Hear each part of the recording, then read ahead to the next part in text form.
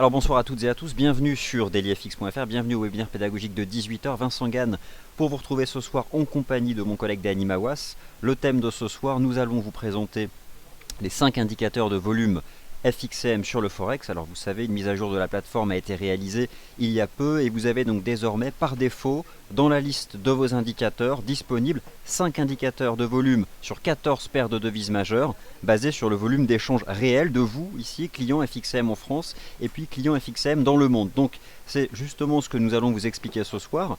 Comment accéder à ces indicateurs de volume, les comprendre, qu'est-ce qui se cache derrière et puis surtout comment les utiliser dans le cadre de vos stratégies de marché ou dans le cadre de vos analyses de marché. Je suis donc en compagnie de Dany Mawas. Le plan de ce soir, nous allons diviser la présentation en deux parties. Tout d'abord, Dany va vous expliquer comment accéder à ces indicateurs, quels sont déjà ces 5 indicateurs, leur nom, et puis finalement comment ils fonctionnent. Et dans un second temps, je vais vous expliquer comment les utiliser, et puis dans un troisième temps, nous répondrons donc à l'ensemble de vos questions. Voilà pour le thème de ce soir. Bienvenue, vous avez pu prendre connaissance tout à l'heure de l'avertissement légal. C'est une présentation réalisée comme chacun de nos webinaires à titre purement indicatif.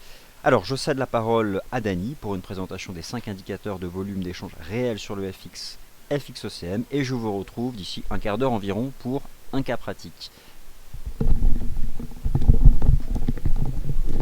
Alors bonsoir à tous, bonsoir Dragonnier, Joseph, Gilbert. Donc je vais vous présenter, donc on va y aller en plusieurs étapes tout simplement. Donc je vais vous faire tout simplement la description des 5 derniers indicateurs de la station FXM, donc indicateurs de volume, donc les volumes réels sur le marché d'échange. Donc vous en avez 5. Le premier indicateur, et ça, enfin les deux premiers on vous les avait déjà présentés, donc c'est volume réel et transaction. D'accord, donc ça on a fait pas mal de webinaires autour de ces deux indicateurs. Je pense que vous commencez à les connaître, mais bon, une bonne petite piqûre de rappel ne vous fera pas de mal. Les trois nouveaux, donc vous avez les volumes réels on balance, le market mover index et le directional real volume. Donc ce qui est plutôt pas mal, et ça c'est plutôt Vincent qui va vous le présenter justement dans la partie pratique, c'est que maintenant vous avez vraiment la possibilité de connaître et savoir et pouvoir détecter où se trouvent justement les grosses mains, où se trouvent les volumes et où sont potentiellement les retournements de marché grâce notamment à l'indicateur Market Movers Index et Directional Real Volume. Mais ça je vais vous expliquer plus en détail en quoi consistent ces indicateurs. Et enfin, Vincent terminera la présentation donc par une mise en pratique de ces indicateurs et une explication concrète de ces indicateurs sur la station de trading FXM.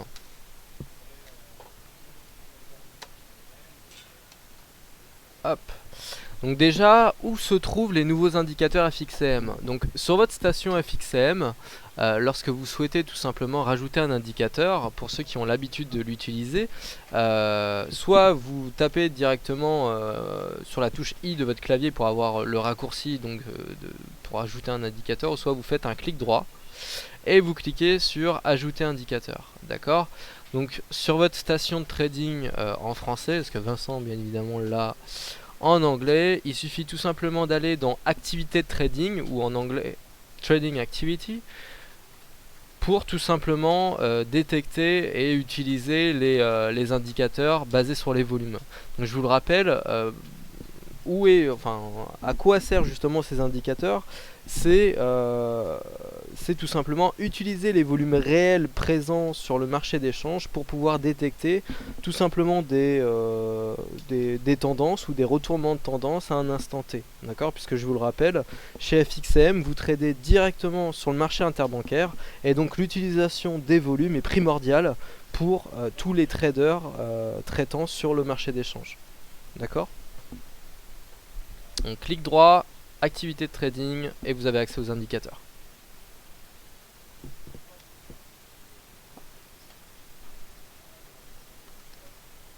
Hop. Donc les deux premiers indicateurs, donc volume réel et transaction. Alors tout en haut, on a ici, donc premier rectangle, on a les volumes réels. deuxième rectangle, on a les transactions. Et Vincent va vous indiquer, il va vous donner 2-3 explications pratiques sur comment utiliser justement ces deux indicateurs. Pour vous donner le fonctionnement de ces deux indicateurs, volume réel ou real volume montre l'évolution d'échanges réels durant une période déterminée. Donc le volume total est calculé à partir de la somme des transactions individuelles et il est exprimé en capital. Donc Vincent vous avez déjà donné cet exemple, c'est que si vous achetez 10K d'euros USD, donc 10 000 euros tout simplement d'euros-dollars, et que vous vendez 10 000 euros d'euros-dollars, le volume sera de 20 000. Si vous avez un deuxième client maintenant qui achète 10 000 d'euros-dollars et 20 000 d'euros-dollars, vous allez avoir un volume de 30 000. Donc là, sur tout simplement à cet instant précis, nous aurons un volume total réel de 50 000. Ok ? Maintenant pour la transaction. Donc l'indicateur transaction montre la quantité d'ordres exécutés durant une période déterminée. Ok ? Donc par exemple, si notre premier client ouvre une position de 10 000 sur l'euro-dollar et ferme cette position de 10 000 par la suite, on aura donc deux transactions. On ouvre la transaction, on la ferme. Enfin, on ouvre la position et on ferme la position. On a donc deux transactions. Maintenant, un deuxième client qui ouvre une position de 10 000 et qui ferme 5K puis 5K, on aura trois transactions. Donc, à cet instant précis, nous allons avoir sur le marché 5 transactions. D'accord ? Alors Dragonnier me demande si c'est comme le MACD pour positionner les indicateurs. Alors oui, c'est exactement la même chose. Vous sélectionnez l'indicateur en question, vous faites OK, l'indicateur est sur votre station. Maintenant, on passe sur les nouveaux indicateurs. Le Unbalanced Real Volume. Donc ça se présente sous cette forme. D'accord ? Donc c'est tout simplement une courbe. C'est une courbe qui vous indique et qui utilise en fait le volume réel à la place du volume TIC afin de les relier au changement de prix. Donc concrètement, c'est un OBV comme vous aviez l'habitude d'utiliser sur votre station de trading qui utilisait en fait le volume TIC mais qui maintenant utilise le volume d'échange réel. Donc c'est maintenant l'indicateur n'est plus calculé sur les volumes TIC mais sur les volumes réels. Donc si vous voulez, vous avez de meilleurs points, vous avez de meilleurs signaux tout simplement. Donc le volume est additionné si la séance est positive et le volume est retranché si la séance est négative.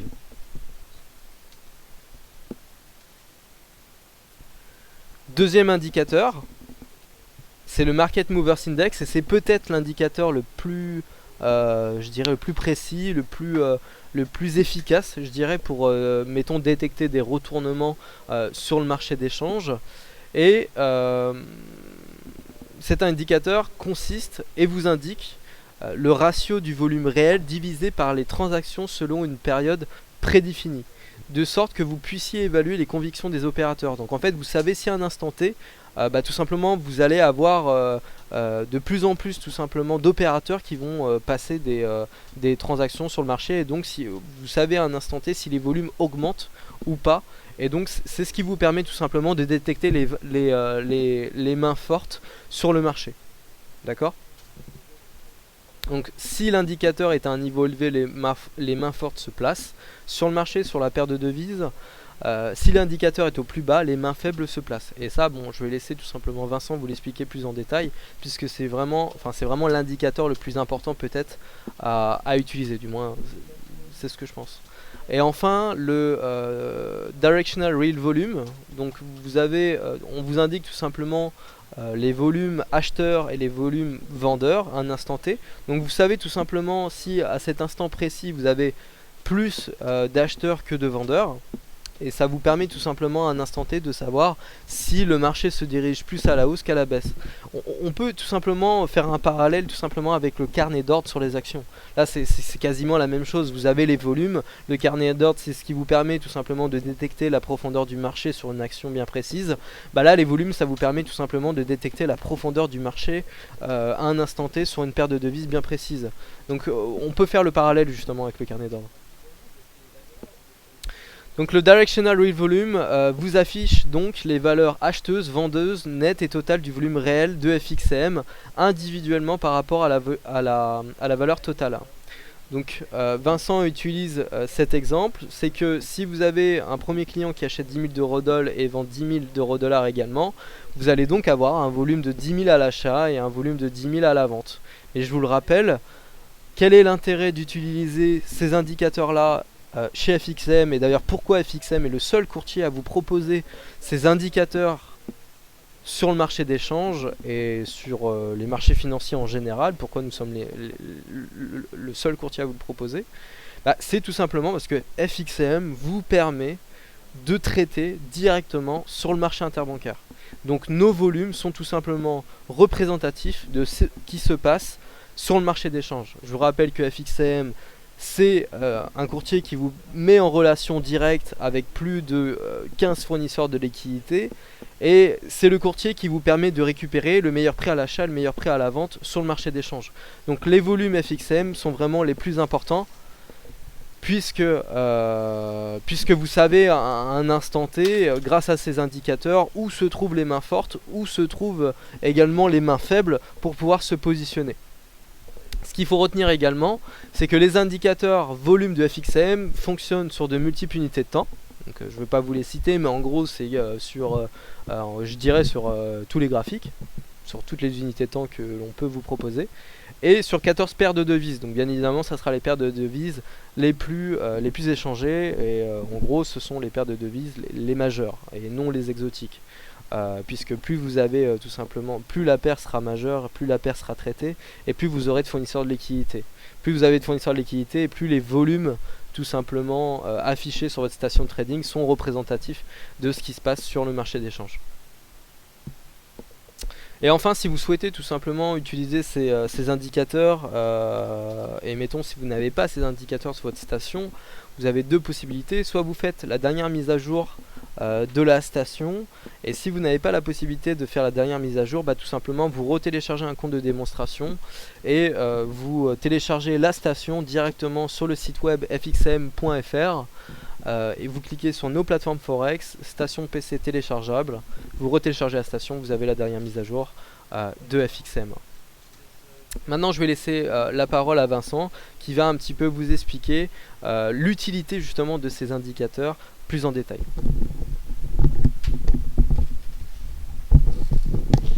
Merci Dany pour ces explications très précises. Donc maintenant, moi ce que je vous propose, et je vais répondre à vos questions en même temps, c'est de revenir sur l'aspect pratique de ces indicateurs de volume.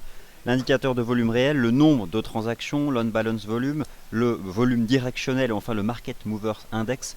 Tous ces indicateurs de volume ont un lien les uns avec les autres, sachant qu'ils sont globalement tous dérivés des deux principaux, l'indicateur de volume réel et le nombre de transactions. L'idée c'est de bien comprendre comment ça fonctionne, comment les utiliser à la fois pour vos stratégies trading et en partenariat donc avec vos analyses de marché. J'ai préparé quelques exemples, des cas pratiques, des captures d'écran basées sur des données passées, puis je pourrais aussi utiliser la plateforme en temps réel pour répondre plus précisément à vos questions. Avant cela, un tableau ici qui vous rappelle justement que tout est basé sur le volume d'échange réel, vos transactions, chaque jour ce que vous envoyez en tant que client FXM sur le marché, la valeur nominale de vos trades, et c'est la somme de ces trades réels de l'ensemble des clients FXM à travers le monde. Et ce tableau vous rappelle justement que la taille critique qu'atteint FXM sur ce marché d'échange, et nous partons du principe justement que sa taille étant suffisamment critique, nos données de volume sont suffisamment représentatives pour être utilisées dans vos analyses de marché.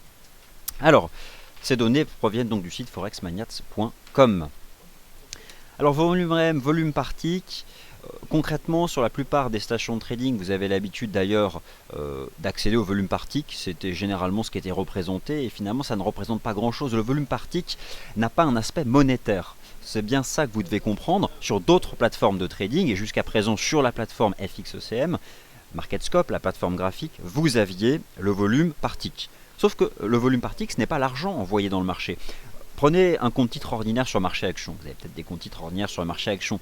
Prenez le CAC 40 chaque jour. L'histogramme du volume indique le volume monétaire. Aujourd'hui, disons que 4 milliards d'euros ont été échangés sur le CAC 40. Mais le volume par tick sur le FX, c'était l'incrément, l'incrément, le petit mouvement de prix et qui était en fait rassemblé au sein d'une quantité. Mais nous n'avions pas derrière ce que cela représentait en termes de capitaux. Le volume d'échange réel, ce sont les capitaux envoyés sur le marché.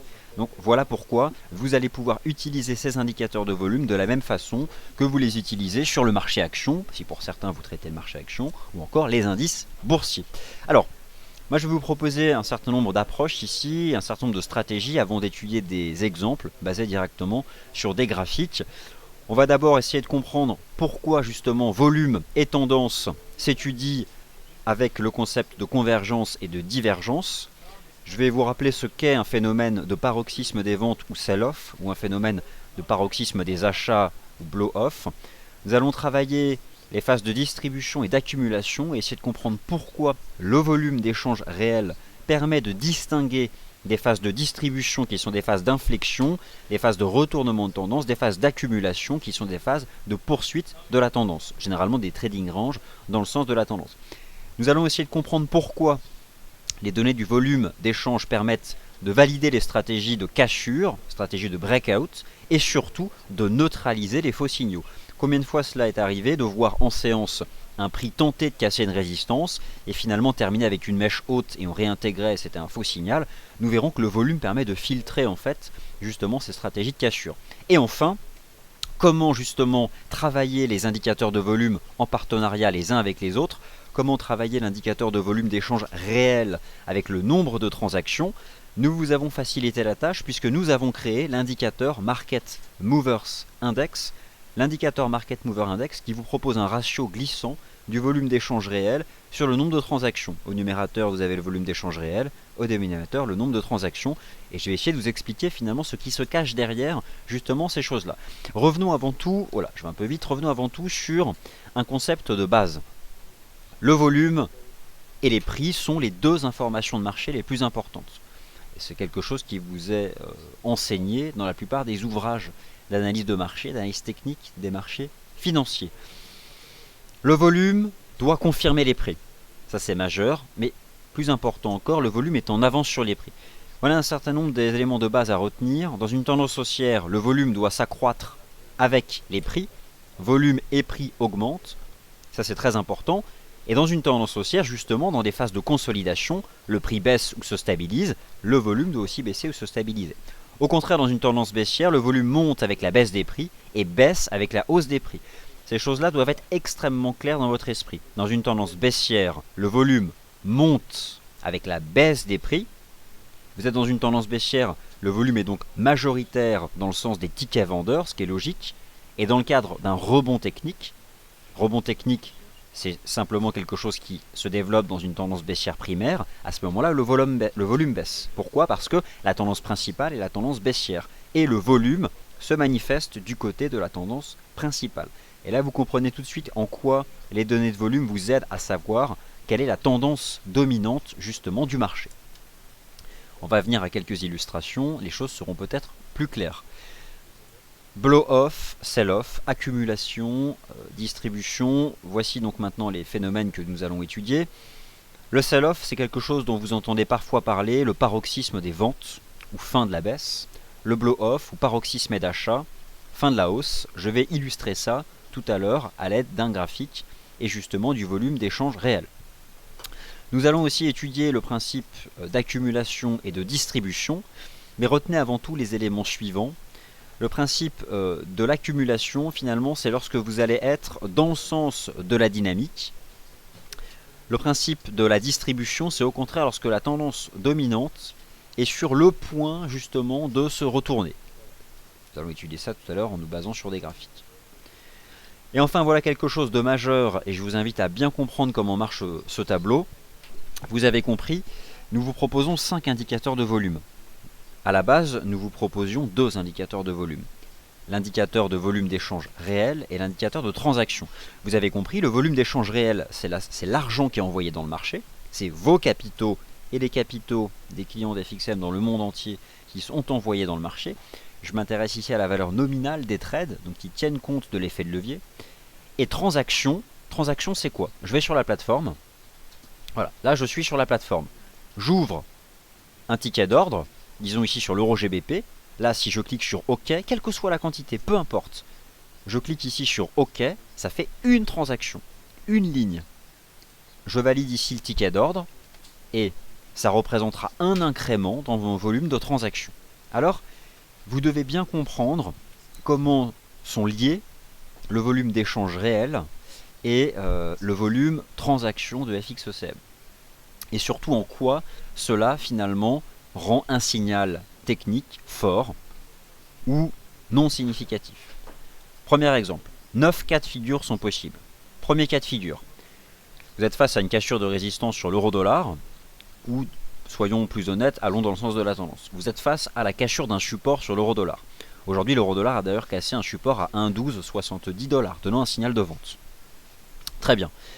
Lorsqu'a lieu la cassure de ce support, rentrons dans ce cas de figure. Le volume d'échange réel est fort. Donc il y a un important capital qui est envoyé sur le marché.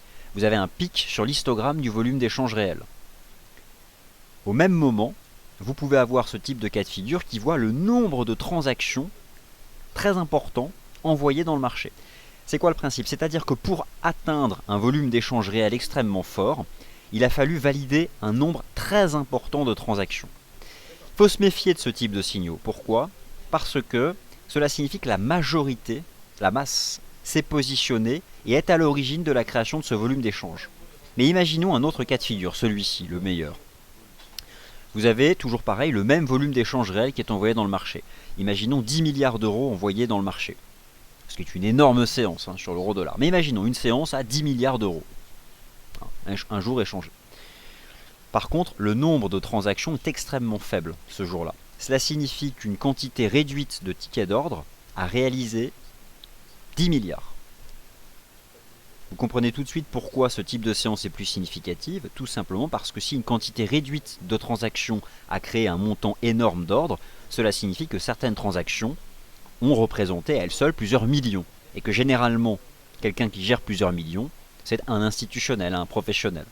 Et c'est ce qu'on appelle généralement les mains fortes. On retrouve un peu ce concept dans le quote, finalement la façon dont participent les différents intervenants de marché, ou c'est quelque chose que vous pouvez aussi retrouver du côté de notre Speculative Sentiment Index, le SSI, à savoir que globalement, nous traders particuliers, nous sommes les mains faibles, ceux qui envoyons les tickets les plus faibles en capitaux de marché. Les institutionnels et professionnels sont ceux qui envoient le plus, à travers un ticket, de capitaux dans le marché. Donc c'est très important de bien comprendre la différence ici et comment différents cas sont possibles lorsqu'on associe le volume d'échange réel et le nombre de transactions envoyées dans le marché. Les faux signaux, ils interviennent quand? Je vais prendre ces deux exemples ici. Vous avez la cassure d'un support sur, disons, l'euro-dollar. Cassure d'un support sur l'euro-dollar.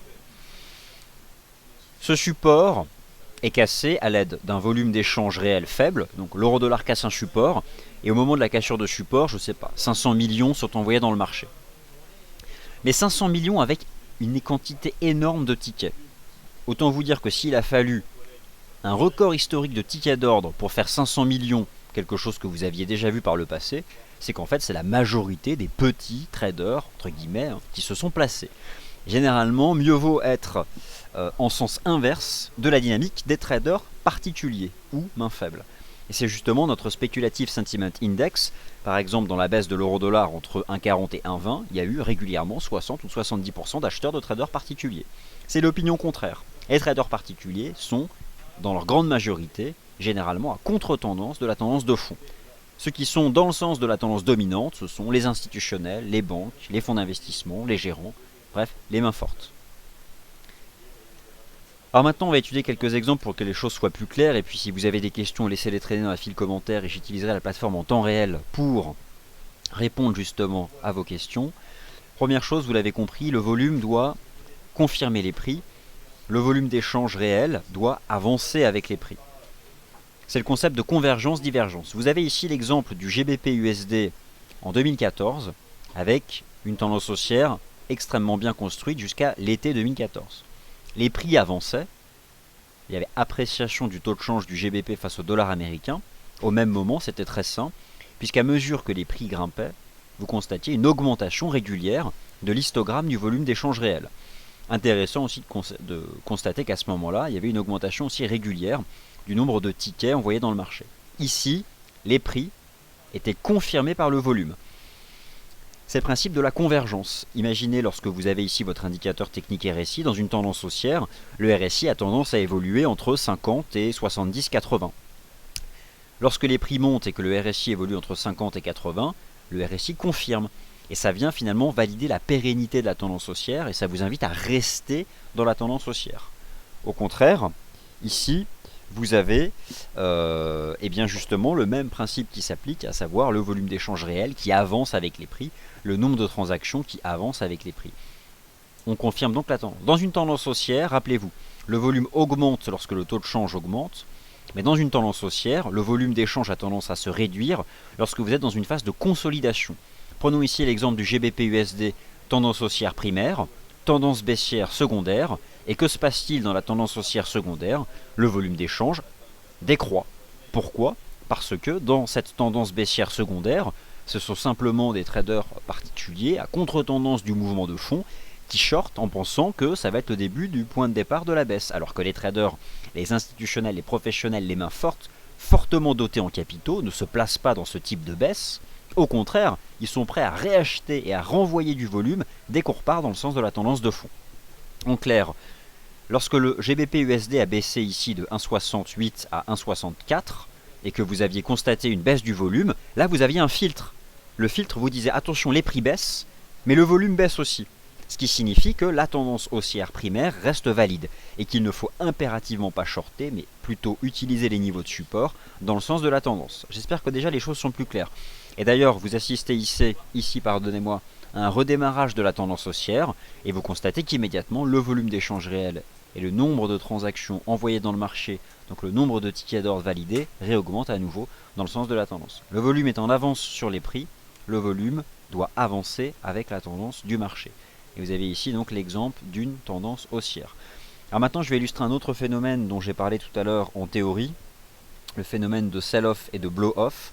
Comment utiliser les données de volume d'échange réel pour identifier justement l'inflexion d'une dynamique.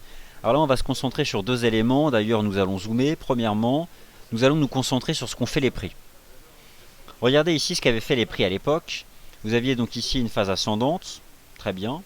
Alors, j'avoue ici, c'est un peu flou, mais dites-vous bien que vous avez ici une mèche haute de marché. Vous avez donc un chandelier japonais avec un petit corps, et ici, vous avez une mèche. D'accord? Ça, c'est la première chose. Maintenant, observez ce qui s'est passé. Ce jour-là, ici, le 22 mai 2013, sur l'USD-CHF, vous avez un corps, mais la clôture ne se fait pas au plus haut, puis vous avez une mèche ici sur les 97,50. Étonnamment, ce jour-là, vous avez un pic sur le volume d'échange réel. Ce jour où le marché a tenté de clôturer tout en haut, mais finalement n'a pas confirmé en clôture, vous avez un pic sur le volume d'échange réel. C'est une séance de paroxysme des achats. Tout simplement parce que le marché n'a pas réussi à clôturer sur ses plus hauts, comme il le faisait précédemment. Il y a eu une mèche haute, un reflux du marché, et dans cette mèche haute en fait qui a vu se mettre en place des positions vendeuses, c'est là que se sont positionnées justement des mains fortes. C'est là où les capitaux se sont justement dirigés. Alors là, c'est justement quelque chose qui est tout à fait important. D'autre part, vous pouvez observer que ici, vous avez un volume de transactions, et je vais vous montrer ensuite un exemple de sell-off, mais ici vous avez regardé une quantité, vous avez un volume d'échange réel qui fait un nouveau sommet, le nombre de tickets ne fait pas de nouveau sommet. Rappelez-vous le tableau qu'on a vu tout à l'heure. Le volume d'échange réel fait un nouveau sommet, mais le nombre de tickets d'ordre ne fait pas un nouveau sommet. Ce qui signifie que des gros tickets d'ordre ont été envoyés. Donc des mains fortes, des pros, des instits. Nos plus gros clients se sont positionnés sur cette séance, qui a vu un chandelier vendeur. Et forcément, dans la foulée, le marché perd 800 pips. Un exemple ici de sell-off. Vous avez donc ce chandelier, une mèche basse, sur cette séance ici. Mèche basse de marché, pic sur le volume d'échange réel. Alors il y a aussi un pic sur le nombre de transactions. Donc c'est un sell-off, mais qui est moins propre et moins pur que le blow-off que nous avions ici le 22 mai.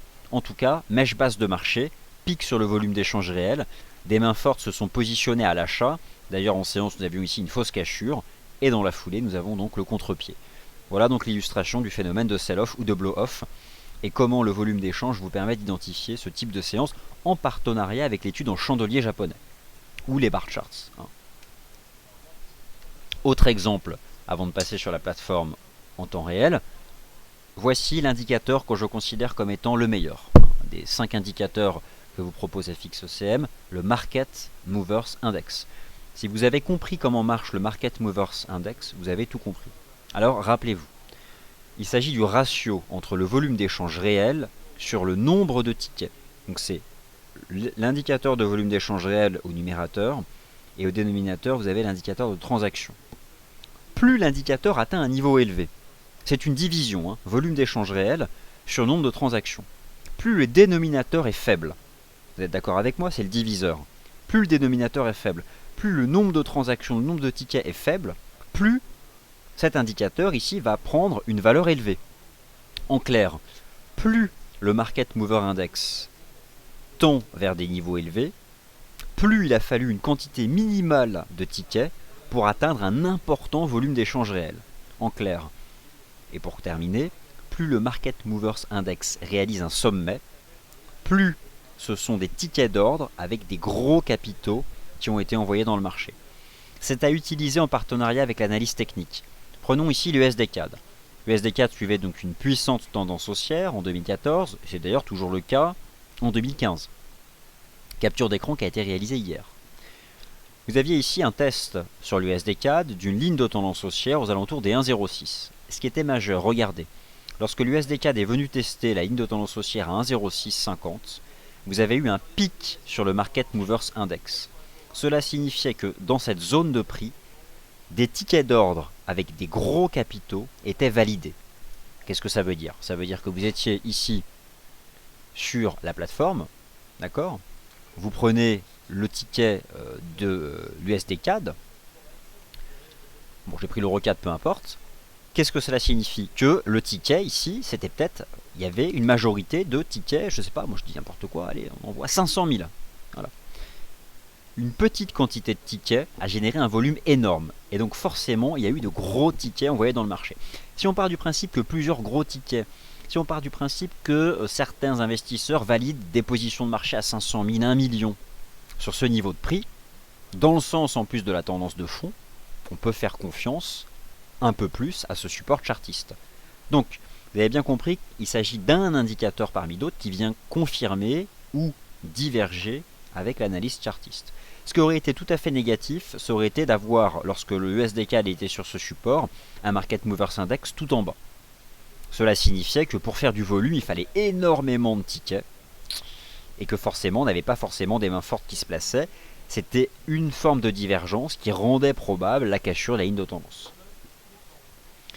Donc voilà, ça ce sont des choses très intéressantes et on peut revoir ça tout à l'heure sur des graphiques en temps réel si le besoin s'en fait sentir à travers vos questions. Autre exemple, puisqu'on continue ici sur ces exemples, vous avez ici donc l'on-balance volume ou l'OBV, donc que vous retrouvez ici en bas du graphique de l'USD-Yen. Alors je veux être absolument convaincu que vous ayez bien compris comment fonctionne l'OBV, concrètement comment ça marche. La seule chose qui compte sur l'OBV, ce n'est pas l'axe des ordonnées. On s'en fiche complètement de la valeur absolue de l'OBV. Ce qui compte, c'est sa direction. Pourquoi? Comment ça marche l'OBV? Prenons cette séance de l'USD-Yen. Prenons une séance. L'euro-dollar finit un jour en hausse de 1%. L'euro-dollar a un taux de variation sur une journée de plus 1. Et 5 milliards ont été envoyés ce jour sur l'euro-dollar. Sur votre courbe ici de glissante de l'OBV, vous allez rajouter les 5 milliards, ce qui va faire monter l'OBV. Mais si au contraire, vous avez enregistré une séance négative, c'est-à-dire que le taux de variation de l'euro-dollar par rapport à la veille est de moins 0,5%, vous prenez l'ensemble du volume de la séance et vous le soustrayez à cette courbe. En clair, l'OBV doit avancer, doit dévoiler la même direction que les prix, sinon c'est une divergence. Et ici, vous avez une convergence totale. Les prix de l'USD-Yen montent, l'OBV monte, c'est normal, il y a plus de volume sur les séances en hausse que sur les séances en baisse. Ici, vous avez une phase de baisse. L'OBV décroît, c'est parfait. Ça veut dire que c'est uniquement une séance de consolidation dans le sens de la tendance. Pourquoi? Parce que voilà, le volume accompagne bien la direction des prix. La tendance haussière redémarre. Le volume se fait à nouveau essentiellement dans le sens des séances de hausse. Ici, vous êtes dans un range et il y a un équilibre des forces entre séances de hausse et séances de baisse. Ici, l'OBV confirme les prix et vient valider cette tendance haussière. Donc, C'est le principe de base, il n'y a pas que les divergences, il y a aussi la convergence. Ça renforce la probabilité que votre tendance soit toujours dans une phase où elle a encore du potentiel. Alors je continue ici les exemples. Finalement, peut-être celui qui est le plus intuitif et qui est probablement le moins utile, mais c'est toujours assez... on peut toujours l'étudier. L'indicateur de volume directionnel, rappelez-vous, le volume d'échange réel, je vais vous le remontrer en temps réel. Vous avez ici sur le GBP USD, en temps réel, alors ça bouge en temps réel. En temps réel, là vous savez combien les clients FXCM à travers le monde envoient de capitaux sur le câble. C'est du temps réel l'histogramme là. Et si je descends sur les horizons de temps, je sais combien vous et vos collègues clients FXCM en Chine, aux États-Unis, à travers le monde, envoient comme capitaux sur le GBP USD. Donc là, c'est vraiment le volume d'échange réel habituel que vous retrouvez sur les actions, les indices, etc. Maintenant, regardez la différence avec l'histogramme. Ici, vous avez donc le volume d'échange réel. Le volume d'échange directionnel décompose une séance entre le volume qui a été envoyé sur les tickets longs, ou les tickets acheteurs, et le volume qui a été envoyé sur les tickets vendeurs. En clair, par exemple, ici, sur cette séance du GBP USD, combien a été envoyé ? 1 milliard 300 millions. Voilà. Sur cette séance du 12 février, 1 milliard 300 millions envoyés dans le monde chez les clients FXM sur le GBP. Mais sur ces 1 milliard 300 millions, combien a été sur les 1 milliard 300 millions, il y a eu quoi 600 millions sur les tickets acheteurs, 700 millions sur les tickets vendeurs ou le contraire? Comment le savoir? C'est là où intervient justement l'indicateur de volume réel directionnel. Il vient décomposer le volume d'échange réel entre les capitaux validés sur les tickets vendeurs et les capitaux validés sur les tickets acheteurs.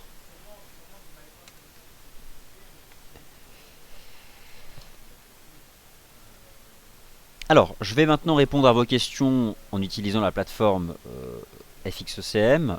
Je vous rappelle ici, vous avez un certain nombre de coordonnées donc justement pour nous contacter. Volume d'échange réel, volume de transaction, OBV, Market Movers Index et le volume d'échange réel directionnel. 5 indicateurs. Vous ouvrez ici la liste de vos indicateurs. Vous avez ici l'onglet Trading Activity et vous avez les 5 ici. Donc je peux ajouter les 5. Je peux ajouter les 5 ici sur le GBP USD et voir donc comment cela peut s'utiliser en temps réel. Alors, je vais maintenant regarder la file commentaire. Voilà, je le valide. Voilà. Alors, c'est parti. Je réponds donc à vos questions. Alors, bonsoir à toutes et à tous. Voilà, la plateforme fonctionne normalement. Alors, première question de visiteur.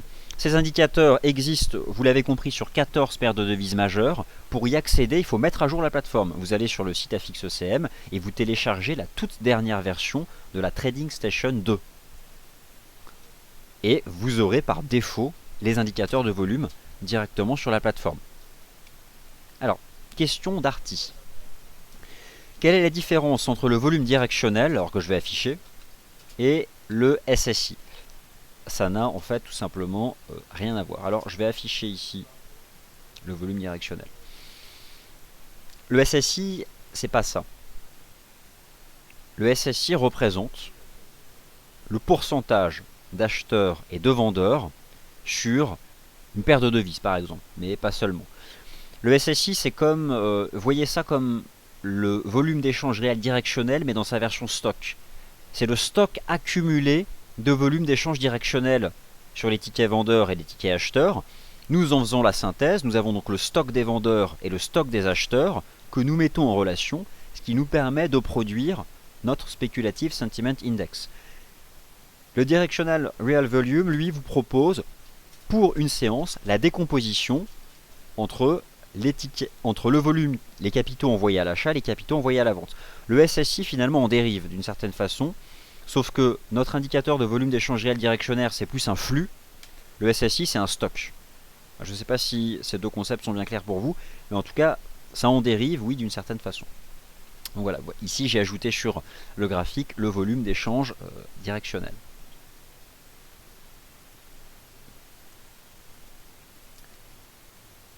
Alors, est-il possible de télécharger la vidéo sur son ordinateur? Bonjour, bonsoir. Délestant, monsieur ou madame Délestant. Alors la vidéo qui est actuellement en temps réel est enregistrée et sera chargée sur notre chaîne YouTube DailyFX France. Donc oui, bien entendu, elle sera visualisable dans un second temps. Ok, Martine, je vois bien votre question. Alors, comment peut-on voir s'il y a des divergences? Ok, donc, alors ça c'est une bonne question. Quand est-ce que finalement prix et volume divergent? Ça c'est une excellente question. Et nous allons pour cela étudier à nouveau le cas du GBP USD et je vais prendre l'exemple de l'unbalance volume. Le principe de convergence-divergence s'applique particulièrement à l'OBV. D'une certaine façon, vous pouvez appliquer ce type de raisonnement comme vous avez l'habitude de le faire sur le RSI. Vous avez compris que la convergence, c'est quand quoi? C'est quand le volume avance avec les prix. Dans une tendance baissière, le volume se réalise essentiellement sur les séances baissières. Je vous rappelle que l'OBV, lorsque une séance est en baisse, on prend le volume total sur la séance et on le soustrait à la courbe. Donc ce qui compte ici, c'est la direction. Or, regardez ce qui s'est passé ici. Ici, les prix ont commencé à se stabiliser et vous aviez ici un début, c'était assez léger, je dois l'admettre, sur le GBP USD. Mais vous aviez ici, en l'état, une divergence haussière d'OBV. Assez réduite, certes, mais les prix se stabilisaient, voire continuaient à décliner. Or, au même moment où les prix se stabilisaient et continuaient à décliner, vous aviez, mais de manière assez réduite, un début de tendance haussière de l'OBV. Ce qui signifiait que lorsque les prix continuaient à inscrire de nouveaux plus bas, vous aviez un volume un peu plus important du côté des séances en hausse. Et d'ailleurs, si j'ajoute le RSI, à nouveau ici sur le câble, et que je compare avec l'OBV, nous avions le même type de phénomène ici, de divergence haussière. C'était, je l'admets, beaucoup plus significatif sur l'indicateur RSI que sur les données de volume. Mais dans tous les cas, l'idée c'est quoi? Il n'y a pas d'indicateur magique. Le volume est en avance sur les prix, le volume confirme ou infirme l'action des prix. C'est d'une certaine façon, de cette façon-là qu'on l'utilise, à l'image d'un indicateur de momentum. Alors à partir de quelle unité de temps ces indicateurs sont disponibles? Alors je vais vous remontrer ici un slide qui vous rappelle justement tous les horizons de temps sur lesquels ces volumes sont disponibles. Comme ça, ce sera quelque chose de beaucoup plus clair pour vous. Voilà. Vous avez ici donc tous les horizons de temps sur lesquels les indicateurs de volume, donc ça va de l'indicateur 1 minute au M1, donc au mensuel. Alors je vais pouvoir vous illustrer ça ici. On peut prendre l'euro-dollar peut-être, hein, pour changer. Peut-être que l'euro-dollar ce serait quelque chose de plus parlant pour vous. Donc je vais prendre ici. Et vous allez voir, tout s'actualise en temps réel. Je prends le volume d'échange réel. Donc là c'est parti. On est sur l'euro-dollar. On est sur du voilà, la paire majeure. Hein. Alors regardez, on va faire de l'intraday. Vous avez ici, en intraday, on a cassé les 1,1260 sur l'euro-dollar. C'est un signal de vente. Allez, on zoome. On va en horaire. Regardez, je vais en horaire. Et en horaire, je retrouve en temps réel ici le volume d'échange réel. D'accord? Alors, prenons l'euro-dollar. Que s'est-il passé aujourd'hui? Et ça s'actualise en temps réel ici. Hein, c'est envoyé en temps réel. Donc je vais positionner ici le niveau de support qui a été cassé. Et là, finalement, c'est là où on voit que finalement, volume peut venir confirmer les cassures. Vous avez ici un trading range qui se déployait sur l'euro-dollar. On va se concentrer, nous, sur la séance du jour de manière beaucoup plus précise. Voilà ce qu'a fait l'euro-dollar ici depuis. Donc on est le combien là? On est le 26. Donc la séance a comment? Prenons depuis le 25, depuis hier. L'euro-dollar était là. Vous allez voir en fait que le volume indiquait que le signal de vente était donné bien avant la cassure des 1,1260. Le signal de vente a presque même été donné à 1,1350 aujourd'hui sur l'euro-dollar. Vous aviez un petit range ici sur l'euro-dollar, des petites toupies, des petits chandeliers. Regardez le volume que vous, clients FXCM dans le monde entier, vous envoyez. Pas grand chose. Ici 27 000 en l'espace d'une heure. Pas énorme. Hein. Alors ici, il n'y avait même pas des 10 000, des 15 000. Ah, attention. Début de matérialisation du volume. Et voilà la séance significative ici. L'heure significative, c'était en début de session européenne. Cassure des 1,1345, cassure de cette ligne de tendance. Et je me reporte au volume. Attention, le volume d'échange explose. On casse ici l'oblique. Et vous, clients FXECM dans le monde, vous envoyez 300K. 300K. Ce qui est quand même le double de ce que vous aviez envoyé lors des précédentes 24 heures. Chandelier suivant. Cassure des 1,1260.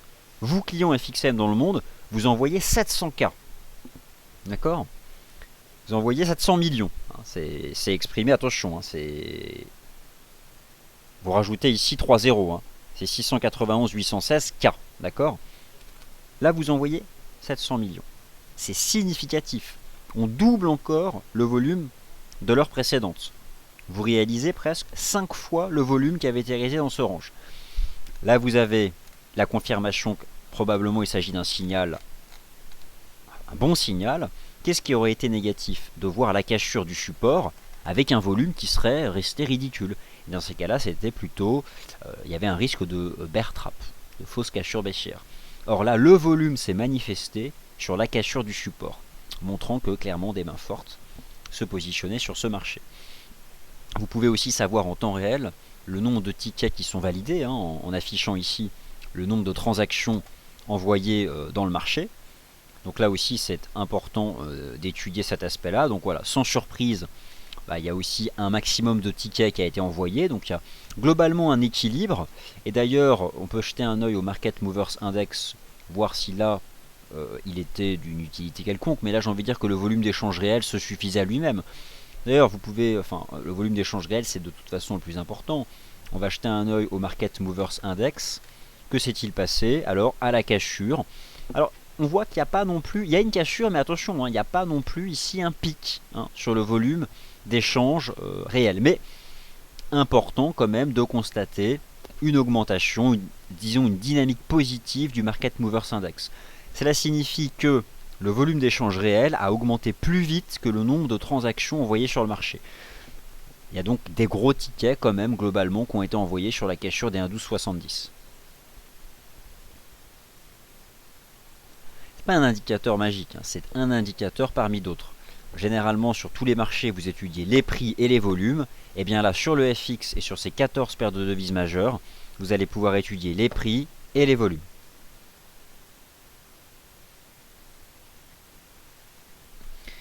Alors ils sont bien les indicateurs, mais impossible d'ouvrir réponse directionnelle. Alors, visiteur, je ne comprends pas la question. Ils sont sans les indicateurs. Alors, pour les indicateurs, je vous rappelle qu'il faut avoir mis à jour la plateforme Trading Station 2. Vous allez sur le site FXECM, dans la section plateforme téléchargeable, et vous téléchargez la toute dernière version. Dans un premier temps, vous allez dans votre panneau de configuration, vous désinstallez la version que vous avez sur votre PC, et vous réinstallez la nouvelle version de la Trading Station 2, la plateforme TS2, et par défaut, vous aurez ces indicateurs de volume. Alors, visiteur. Alors, sur cet aspect main forte, main faible, il faut faire attention, il ne faut pas non plus exagérer. Ce qui est certain, c'est qu'il faut en comprendre la logique. Je vais revenir ici sur... pardonnez-moi. Je vais revenir ici sur un tableau que je vous ai présenté tout à l'heure et qui était donc juste après. Il faut comprendre la logique en fait de la façon dont on associe le volume d'échange réel et le nombre de transactions. Faut pas après se focaliser que là-dessus. Ce tableau, finalement, vous devez impérativement le comprendre et ça veut tout dire. Faut pas non plus exagérer en disant professionnel, particulier, etc. C'est plus finalement un raisonnement par rapport au type d'investisseurs qui vont se positionner sur un mouvement ou un autre. C'est assez logique. Si sur un signal technique, vous avez un volume global d'échange très fort, et que par contre le nombre de transactions reste très faible, dites-vous bien qu'il y a forcément 4 ou 5 personnes qui ont envoyé d'énormes tickets. Donc, grosses sociétés ou des particuliers fortement dotés se positionnent sur un signal lorsqu'ils envoient beaucoup de capitaux, soit ils ont simplement beaucoup d'argent dans l'absolu, soit ce sont des gens plus avisés. Donc il y a plusieurs cas possibles, mais en tout cas, ce sont des situations où il faut être particulièrement attentif au marché. Là aussi, il faut être assez attentif au marché. C'est lorsque vous avez une explosion du volume d'échange réel, mais une explosion encore plus forte du nombre de transactions. Là, méfiez-vous. C'est dans le rapport en fait qu'il faut comprendre. Si vous avez une explosion du nombre de tickets envoyés dans le marché, et ça bat tous les records, mais que le volume d'échange réel ne bat pas tous les records, attention, c'est-à-dire qu'il y a une quantité de petits tickets qui ont été envoyés. Est-ce que vous voulez vraiment être dans le sens de la majorité des petits tickets d'ordre? C'est ça la question qu'on pose. Voilà, c'est comme ça en tout cas qu'il faut voir les choses. Et ce tableau finalement, c'est vraiment, je pense, la chose la plus importante.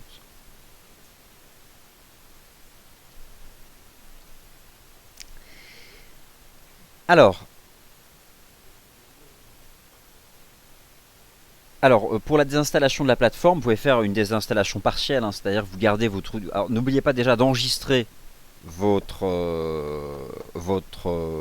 disposition graphique. Ce qui compte, c'est pas la disposition graphique, c'est la plateforme FXCM. Il faut avoir téléchargé celle qui a été mise à jour il y a quelques jours et qui se trouve sur le site FXCM. Alors, question de Fabrice. Donc, vous n'avez pas tout à fait compris. Sur le Market Movers Index. Ok, alors, je vais répondre à votre question.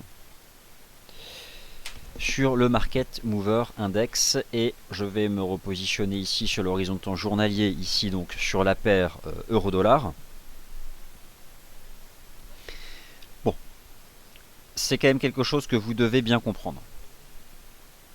Qu'est-ce que représente le Market Movers Index? Rappelez-vous, c'est le ratio volume d'échange réel sur nombre de transactions.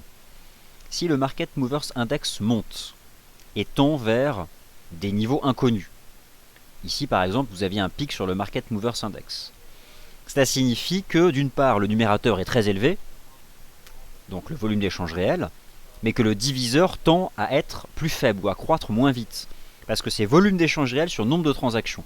Plus la courbe est élevée, plus le numérateur est fort, plus le dénominateur, le diviseur, le nombre de transactions, lui, tend à être moins fort ou à croître moins vite. Cela signifie qu'il faut une quantité moins importante de tickets pour un volume beaucoup plus fort. Et j'en reviens à ce principe que des gros tickets d'ordre sont validés dans le marché. Alors, ça c'est vraiment quelque chose qui est très important à comprendre. Je ne sais pas si c'est suffisamment clair ou pas, mais bon, en tout cas il faut vraiment bien comprendre ça, et j'ai envie de dire que ce tableau là vous devez le comprendre par cœur. On aura peut-être l'occasion d'en reparler, mais vous devez comprendre ce tableau par cœur. C'est vraiment... si vous comprenez chacune des cases de ce tableau, concrètement vous avez tout compris sur les indicateurs de volume. Ce tableau je vais le poster dans notre forum, je vais même le tweeter, comme ça vous aurez la possibilité de l'enregistrer et puis de le regarder. C'est une vidéo qui a été enregistrée, que vous pourrez retrouver sur notre chaîne YouTube DailyFX France. Alors la mise à jour s'est faite automatiquement. Alors en effet, si la mise à jour s'est faite automatiquement, Gilles79, c'est parfait. Soit la mise à jour s'est faite automatiquement, soit ce n'est pas le cas, et si ce n'est pas le cas, il faut télécharger la nouvelle version. Si la mise à jour s'est faite automatiquement, et ça dépendait en fait de l'ancienne version que vous aviez, dans ce cas-là, vous n'avez rien fait. Et en effet, moi aussi, hein, chez moi, la mise à jour s'est faite toute seule, et j'ai eu directement les 5 indicateurs de volume. Voilà, je vous remercie donc d'avoir assisté à ce webinaire. Il a été enregistré, vous le retrouvez sur notre chaîne YouTube DailyFX France. Je vais tweeter ce tableau, vous aurez donc la possibilité de l'enregistrer dans vos documents, et nous aurons de toute façon l'occasion d'en reparler ici même, dans les différents webinaires que nous vous proposons au quotidien. Voilà, merci à toutes et à tous, excellente soirée et à demain.